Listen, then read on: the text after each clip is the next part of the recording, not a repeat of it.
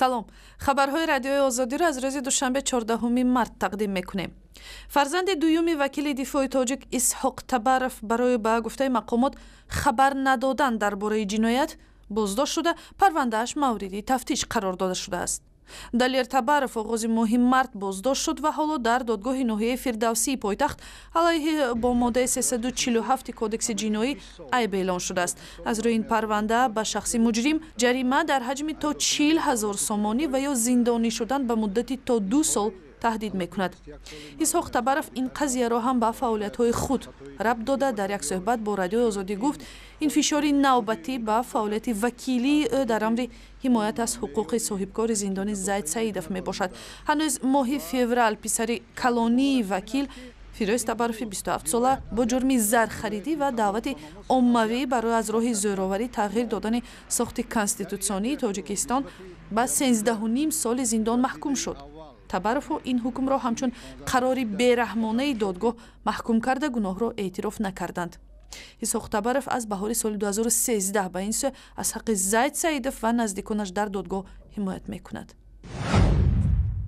Як гурӯҳи муҳоҷирони корӣ бо шумули шаҳрвандони Тоҷикистон ки дар сохтмони метрои Маскав кор мекарданд, бо талаби пардохти маошашон корпартоӣ карданд. Ринат Каримов, раиси кумитаи марказии иттифоқҳои касабаи муҳоҷирони кории Русия гуфт, дар маҷмӯъ ҳудуди 200 нафар аз муҳоҷирон асосан шаҳрвандони Тоҷикистону Ӯзбекистон аз идомаи кор даст кашиданд ва пардохти маоши худро талаб доранд.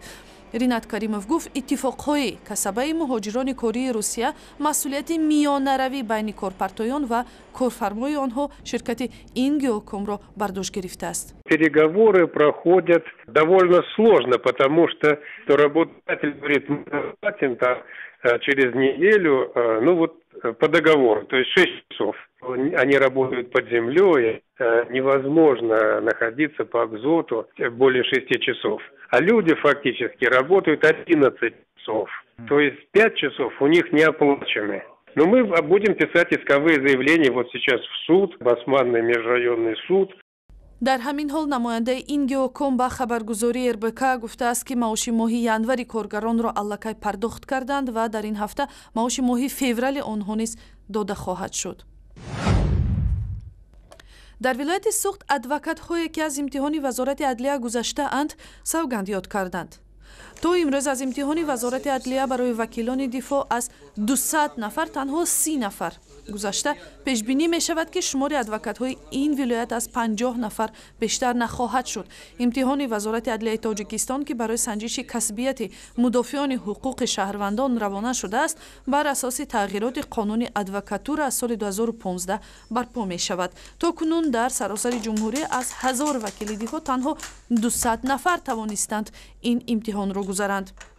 дар гузашта зиёда аз 200 нафар адвокатҳо дар тамоми минтақаи вилояти Суғд фаъолият мекарданд, вале имрӯз гарчанде ки як моҳ не ҳатто камтар 20 рӯз агар гӯем вақт мондааст, танҳо қариб ки ба наздикии 50 нафар гӯем хато намекунем адвокатҳо соҳиби мақом гаштааст ва албатта шояд дар оянда ягон бисёр